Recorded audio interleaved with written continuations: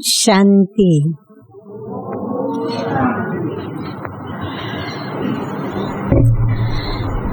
आज हम सभी पर्वाधिराज पुण्य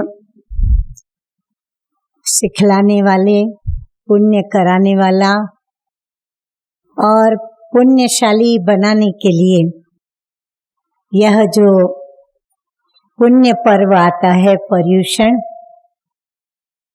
और इस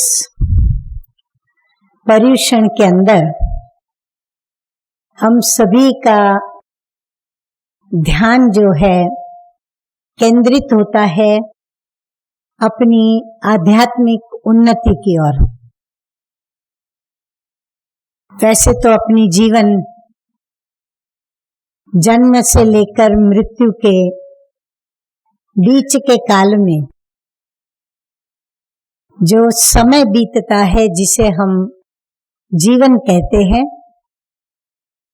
तो जन्म से मृत्यु के बीच के काल का समय जो जीवन है, उस जीवन के अंदर हमें जो भी अपनी फर्जें मिली हैं, अपने कर्म मिले हैं, कर्तव्य मिले हैं, कार्य मिले हैं, स्नेह जिस परिवार का मिलता है उनके प्रति भी हमारी जो फर्जें हैं, कर्तव्य है, कार्य है, उनको पालन करते हुए और स्व के उन्नति अर्थ भी, चाहे वो भौतिक प्रगति हो, हमारी स्थूल प्रगति हो, चाहे सूक्ष्म प्रगति हो, चाहे आध्यात्मिक प्रगति हो, हम अपनी रीति से जितना जिससे होता है वो उतना करते हुए अपने जीवन के अंदर आगे बढ़ता है।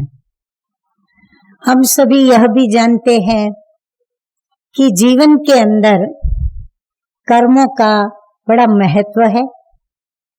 कर्म करते हैं और जैसा कर्म करते हैं वैसे कर्म का फल भी हमें प्राप्त होता है। परंतु कर्म हमारे कैसे होने चाहिए, किसके प्रति किस कर्म को हमें करना चाहिए, कर्म को कैसे सफल करना चाहिए और कर्म से हमें श्रेष्ठ से श्रेष्ठ फल कैसे प्राप्त करना चाहिए, उसकी जो सही समझ है वो हमें आध्यात्मिकता से प्राप्त होती है। और ये आध्यात्मिकता हमें मिलती है हमारे भारत देश तो क्या, लेकिन विश्व के अंदर जो भी धर्म स्थापक आए, उन्होंने जो भी धर्म स्थापन किए और उन्होंने धर्म स्थापना के साथ साथ जो भी आध्यात्मिक अनुभूतियां की और अपने जीवन को उन्होंने महान, उच्च, प्रेरणादायी और हर एक मनुष्य आत्मा के कल्याण अर्थ जिन्होंने अपना जीवन प्रभु को समर्पित किया, ऐसी धर्मात्माएं और उन धर्मात्माओं के पीछे उनके साथी, उनके फॉलोअर्स, उनको पालन करने वाले जो भी महान आत्माएं हैं,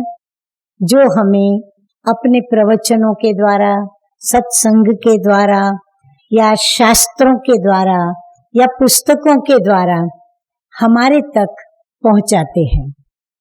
परंतु आज का मैं विषय लेकर के आगे बढ़ूंगी। आज का हमारा विषय है कि पारिवारिक समस्याओं का समाधान।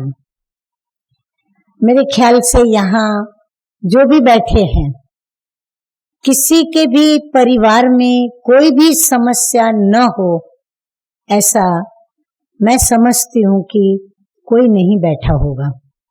यदि ऐसा कोई बैठा हो तो वो बहुत ही पदमा पदम क्या, लेकिन अरब खरब सौभाग्यशाली कहलाएगा। क्योंकि वर्तमान समय एक तो कलह युग का समय चल रहा है, जिस युग का नाम ही कलह के ऊपर पड़ा हुआ है। यानी जिस युग के अंदर शांति कम, अशांति ज्यादा, दुख कम, दुख ज्यादा, सुख कम होता है, पाप ज्यादा होते हैं, पुण्य कर्म कम होते हैं। तो ऐसे कलह युग के अंदर परिवार में समस्या न हो, ये तो हो ही नहीं सकता। और परिवार कहते किसको है, वह भी थोड़ा हम समझ लें। परिवार शब्द की परिभाषा, उसका अर्थ और भाव बहुत सरल शब्दों में कहूं तो परिवार माना जिस स्थान पर एक या दो से ज्यादा व्यक्ति, सदस्य या अपने या फिर जो भी अपने हैं उनको हमने स्वजन की तरह साथ में रखा हुआ है। तो जहां ये अपनापन है, कुछ सदस्यों का संगठन है, समूह है, वहां पर हम उसको परिवार शब्द देते हैं। तो ये परिवार हमारा लौकिक भी होता है, शारीरिक भी होता है, सामाजिक भी होता है, और समाज के जिस भी क्षेत्र में हम कार्य करते हैं उस कार्य के अंदर जो भी जुड़े हुए होते हैं वो समीप के सदस्यों का भी एक अपना परिवार होता है।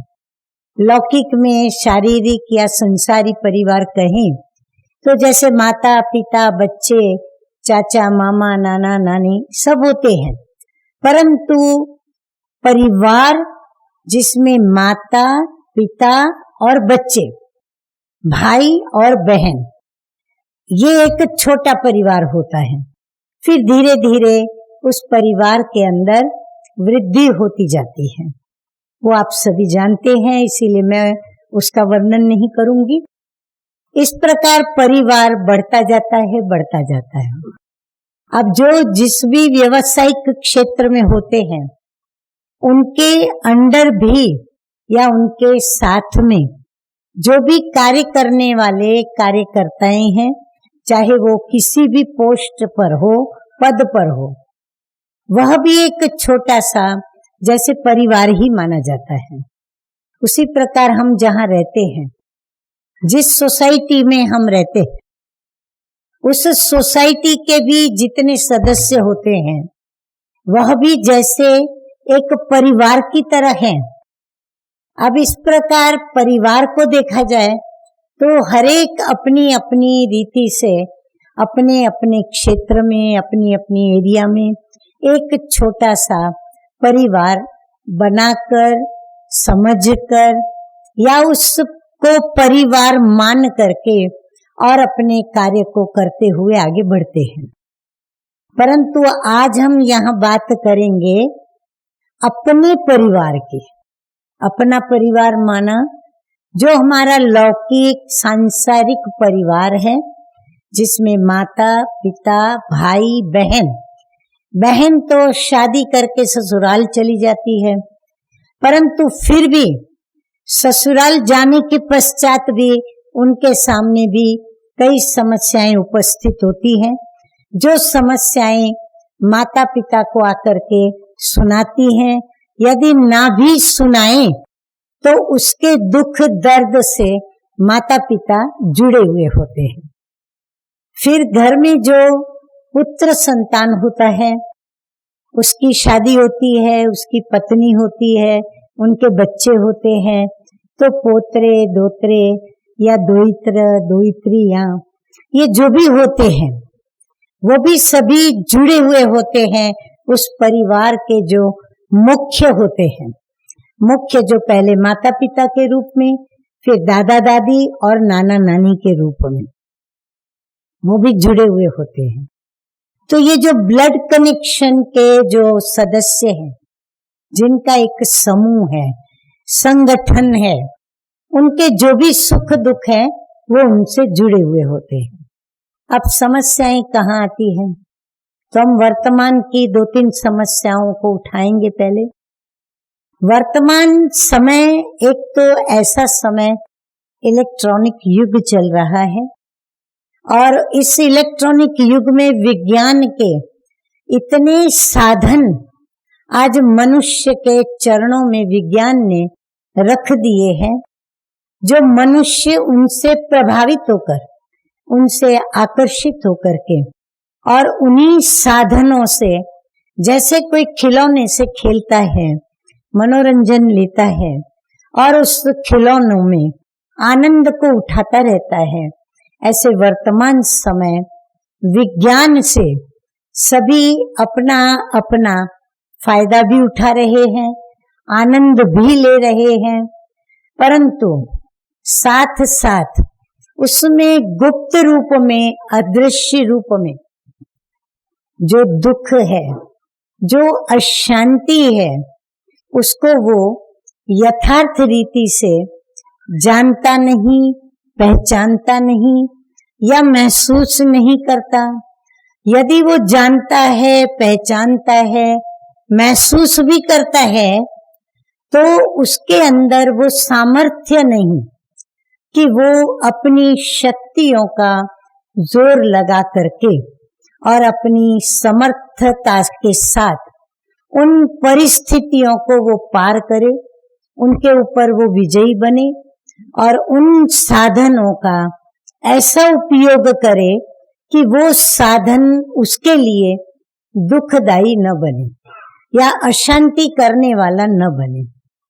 जैसे शुरू में जब टीवी निकला तो टीवी देखने में सभी इतने मस्त हो जाते थे। उसमें भी टीवी पर आने वाले कार्यक्रमों की सीरीज, अलग अलग चैनलों पर अलग अलग प्रकार के कार्यक्रम, हर एक चाहेगा मैं अपनी पसंदगी का कार्यक्रम देखूं। और वो कार्यक्रम देखने का जो समय होता था, कईयों का भोजन करने का समय, कईयों का पूजा करने का समय, तो इस प्रकार पहले जो संयुक्त कुटुंब में या संयुक्त परिवार में मिलजुल करके एक साथ बैठ करके जो भोजन करते थे, भोजन का आनंद लेते थे, भोजन का जो रस लेते थे, रसास्वादन करते थे, वो धीरे धीरे धीरे कम होता गया। कम होते होते होते आज ऐसी परिस्थिति विज्ञान ने लाई है। मुझे एक बात याद आती है, एक बहुत बुजुर्ग, बहुत ही उम्र में बड़ी आयु की दादी माँ सभी बच्चों की शादियां कराई, बच्चियों की शादियां कराई, यहाँ तक कि बच्चों की भी शादी हो गई, बच्चियों के बच्चों की भी शादी हो गई। अब वो घर में अकेली रह गई, बहुत श्रीमंत घर की। अब वो जब अकेली घर में रह गई तो उसने प्रसंग ढूंढा कि एक कोई ऐसा प्रसंग आवे जो मैं सभी को इकट्ठा करूं, तो कुछ समय के लिए मेरा अकेलापन दूर हो। उसने वो प्रसंग ढूंढकर सभी को अपने घर में आमंत्रित किया। सभी बच्चे आए, बच्चियां आई, पोतरे आए, दोहित्र आए, सभी आए, पूरा परिवार आया। बच्चे अपने खेलकूद में पड़ गए, परंतु जो बड़े थे वो बड़े सारे अपने अपने दादी माँ के पास तो बैठे, लेकिन सभी के हाथ में वो खिलौना था। और वो खिलौना आप सभी जानते हो, आजकल जो भी फ्री होता है, फ्री तो छोड़ो, लेकिन हम कभी कभी देखते हैं रास्ता क्रॉस करते करते भी वो खिलौना कान पे लगा रहता है, बातें करते रहते हैं। या तो वो खिलौना हाथ में नहीं तो ब्लूटूथ जो कान में लगा रहता है, वो बातें करते जाते हैं। एक दो बार तो मुझे ही भ्रम हो गया।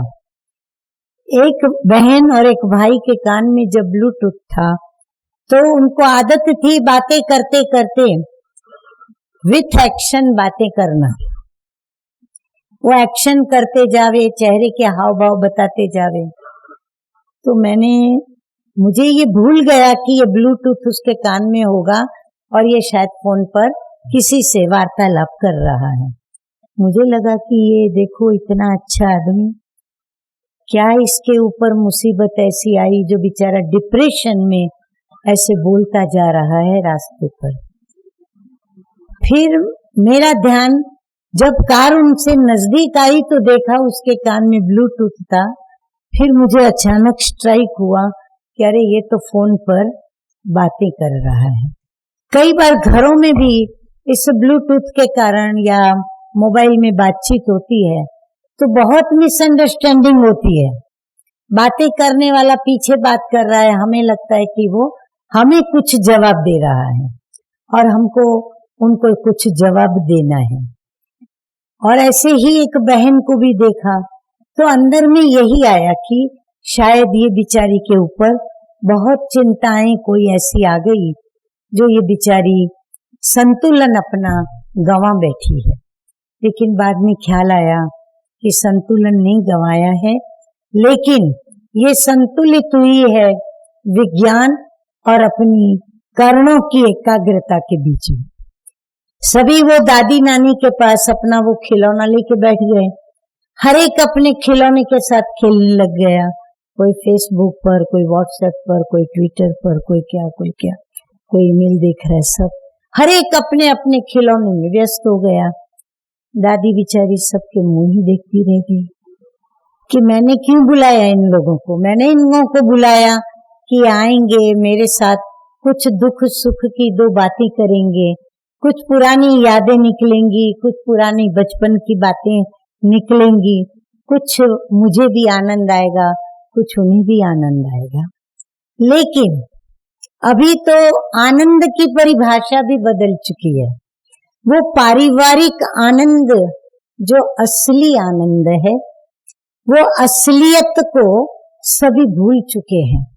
जैसे हम अपनी असली पहचान को भूल चुके हैं, अपने अस्तित्व को जो सिद्ध करने में लगा रहता है। जैसे आजकल हर एक को एक अपनी आइडेंटिटी चाहिए, उसमें उनको अपनी पद की बात होती है, उनकी नामना की बात होती है, उनकी प्रख्याति की बात होती है। अगर हम उनको ऐसे प्रसंग पर बुलावे कि जहां उनका नाम हो, उनका पेपरों में फोटो आवे, उनके फोटो के साथ उनका प्रचार भी हो, ऐसे कुछ उनको पद पर बिठा करके फिर हम उनका प्रवचन रखें तो उनको वो बात अच्छी लगती है, क्योंकि नाम मिलता है, मान मिलता है, शान होती है। तो हर एक को अपने असली अस्तित्व की नहीं पड़ी है। लेकिन ये जो हमने शरीर के आधार पर जो नकली अस्तित्व अपना बनाया है, जो असली चेहरा उसको भूलकर और जो मुखवटा हमने पहन रखा है, हर एक को अपने उस मुखवटे को लेकर के ही घूमना है, हर एक को अपने उस मुखवटे के साथ काम करना है। बस ये एक आजकल का एक फैशन कहो या जो कुछ भी कहो, हर एक को अभी ये लगा पड़ा है।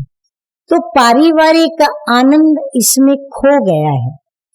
माँ बाप चाहते हैं कि बच्चे आवे शाम को, रात्रि को, तो हमारे साथ बैठ करके कम से कम दिन में एक बार तो भोजन करे, कम से कम आकर के जो भी सारे दिन उसकी दिनचर्या व्यतीत हुई, उस दिनचर्या में उसने क्या क्या किया, कम से कम वो वार्तालाप तो हमारे साथ करे। लेकिन ये आशा निराशा में परिवर्तित होती है। तो ये जो पर्युषण के दिन आते हैं, तो ये पर्युषणों के दिन में ये जो माँ बाप, कई बार अभी वर्तमान ये भी देखा गया है कि माता पिता भी इतने अपने कार्यों में व्यस्त होते हैं, अपने व्यवसाय में या अपने कार्यों में, वो बच्चों को टाइम नहीं दे पाते। और बच्चे भी अपनी प्रवृत्तियों में इतने व्यस्त होते हैं कि वो माँ बाप को मुंह नहीं दे पाते, माँ बाप की सेवा नहीं कर पाते। कई घरों में तो ऐसा भी होता है कि माँ बाप बच्चे उठे उसके पहले घर से निकल जाते हैं, और रात को जब घर में पहुंचते हैं तो बच्चे सोए पड़े होते हैं। तो माँ बाप का और बच्चों का मिलन 8 दिन पर या 15 दिन पर होता है।